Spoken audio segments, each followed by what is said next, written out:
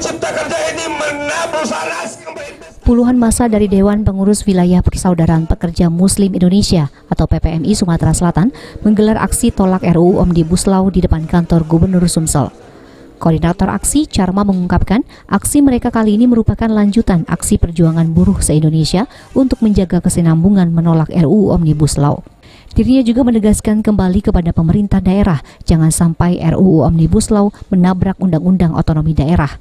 Dan apabila hal tersebut terjadi, perusahaan asing akan bebas mengingat izin-izin usaha akan dihapuskan. Kami katakan bahwa kami sekali lagi tidak tahu harus mengadu kemana, Bu. 4 hari yang lalu di Bogor menyatakan bahwa mari kita bergerak. Hari ini kita menegaskan kembali, selaku kepala daerah dimanapun berada, jangan sampai RUU Omnibus Law ini menabrak yang namanya Undang-Undang Otonomi Daerah. Hilangnya hak otonomi daerah di seluruh Indonesia ini jika RUU ini dipaksakan. Perusahaan asing akan bebas, izin-izin usaha akan dihapuskan. Semuanya demi katanya mudahnya masuk investasi asing.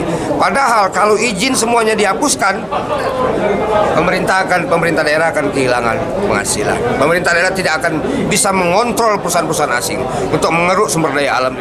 Sementara itu, Gubernur Sumsel Herman Deru yang menemui langsung para aksi yang menolak Omnibus Law mengaku siap mendukung rakyat Sumsel terkait penolakan RUU Omnibus Law. Dirinya juga langsung menginstruksikan pejabat Sumsel terkait untuk membuatkan surat kepada DPR RI dan untuk langkah ke depan akan mencoba beraudiensi dengan Presiden. Pidato sebelum Omnibus Law dilaksanakan, ya, sebelum diusulkan, bahwa menurut Presiden ada ribuan pasal yang sebenarnya memberatkan masyarakat.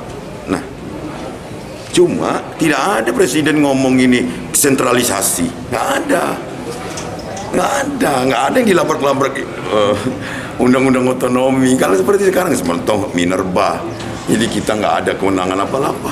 Kalau itu sampai PP-nya keluar, tapi PP-nya belum keluar, sudah banyak kepala daerah yang menjiar ini.